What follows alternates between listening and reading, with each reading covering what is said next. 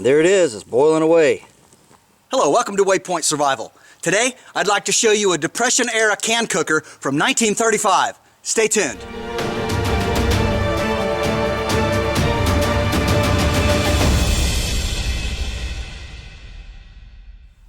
To make this project, you're going to need just a few simple things. First of all, you need a tin can of some kind, and preferably one without a pop top. The next thing you're going to need is you're going to need some sort of a stick. This is about 24 to 30 inches long, and it's about the diameter of my little finger. And this is important because this gives us enough reach so that we can stay away from the heat of the fire while we're cooking.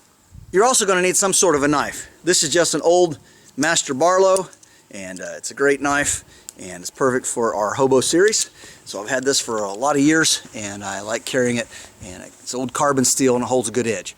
So the first thing you want to do is you want to open the can, and you want to leave about an inch or so along this side where you don't cut it open. So like I said, you can do this with a regular can opener, not a safety can opener, but just a standard can opener or a P38, any of that. But you got to make sure you leave a decent space so this has sort of a hinge, so it's still attached. Now, most of your tin cans are actually made from steel, sometimes coated with tin, but they do have a plastic type liner. Now, it's no longer BPA, but it is a type of polymer, and it's good to go ahead and burn that out. Normally, I'll just lay this in the campfire. You can tell when it curls up and burns out, and then I'll take a Brillo pad or steel wool and some soap and scour that out. Now, if you're actually in a survival or hobo situation, just go down to the creek and get some sand and gravel and find a place where there's a washout, and you can scour it out like that, heat it up a little bit, kill all the germs, and then you'll have cookware that you can use.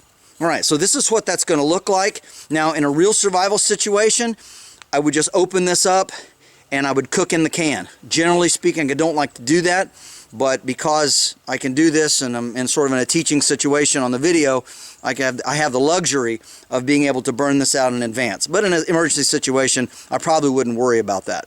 The next thing that we need to do is take the small end of the stick, and we need to split this in half using our pocket knife. Of course, be very careful when you do this. You don't want to hurt yourself. You don't want it to slip through and cut you either.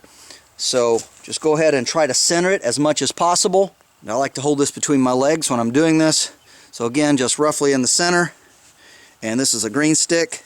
You want to use a green stick and not a dead one, otherwise it'll just crack on you. And you want to split that down, maybe 3 or 4 inches, something like that. Then we take the can and the split stick, and we want to slide this into that slot that we made, and go ahead and take it a little past the center so it's nice and tight, have a little bit sticking out on this end, and then you're just simply going to take this, and this folds real easy, and you're just going to bend and roll just like this, just like that. Okay, and now we have our cooking utensil, and as I said before, this dates back to the Great Depression. There was a hobo by the name of Lou Ambers, and about 1935, and there's a picture of him crouched over a fire using one of these very same tin can cookers.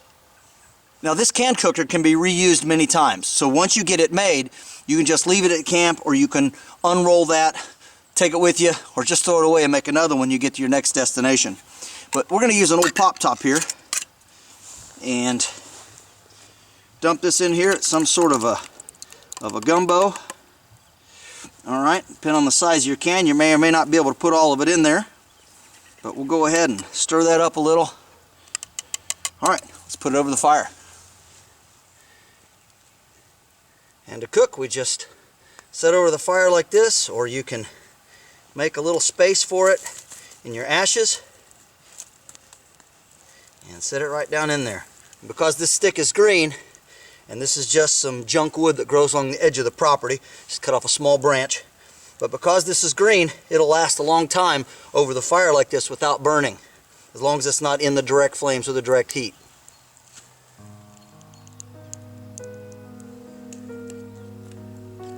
Oh yeah, it's heating up real well. It's going to taste real good. And there it is. It's boiling away, ready to take off the fire and eat. Alright, well, it's time to enjoy our meal here. with our Great Depression era can cooker.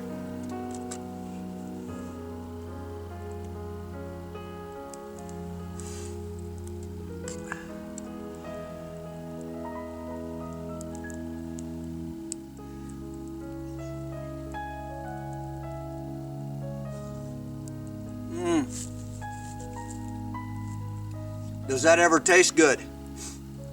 Warms you up inside and all over.